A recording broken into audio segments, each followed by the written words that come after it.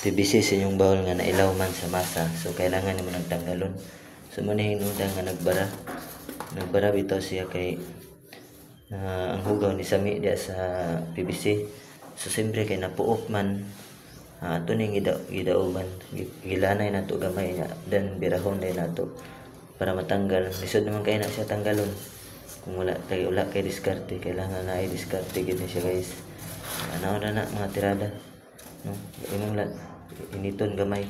So, kailangan nga ay mong PVC nga nakalubong diyan oh. Nagid sa labaw kay dia ang bawal bangag gusto matupong ra siya dia. So wala ginay sa mo. So ana diskarte no. Siyempre plaison ta na karon taud para muhumok ato nang butangan og kalayo para dali ra inigbira.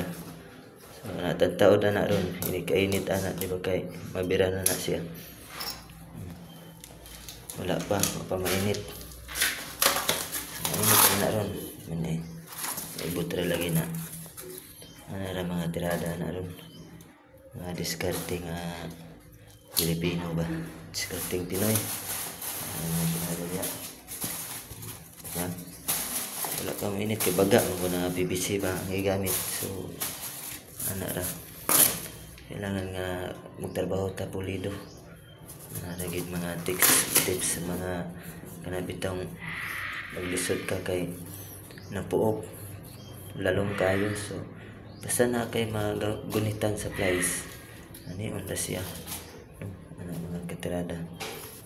So hantod nga muinit na siya muhumok na pwede na siya birahon nya tataod ana ra tirada na hapit na gamay na lang kulang. Gamay na lang. Ano ra. Hantod nga mo init din na siya ron. Pwede na nimo na siya birahon, di ba?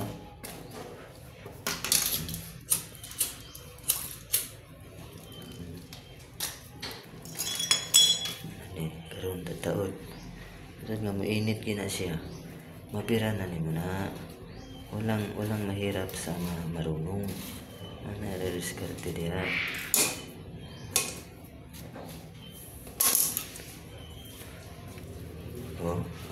Hapit na oh.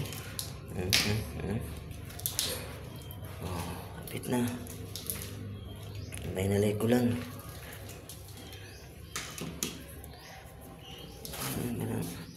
Ana retip ana nga para matanggal gyud. Ana ra diskarte dia guys. Gahi kay tanggalon. So ana ra. Hapit na gamay na ko na. Kanang napuok bitaw gyud nga PVC. Na di matanggal lang kay hirap-hirap yan. Siya. Hapit na siya matanggal. Luag na. Galon.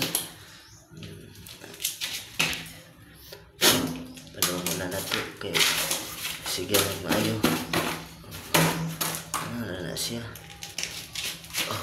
Di ba? Easy lang na siya guys. Walang kahirap-hirap ba? So ana ra.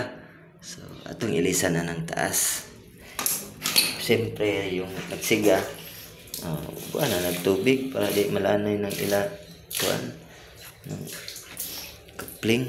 So nara tanggal na walang kahirap-hirap. Easy. Diskarte.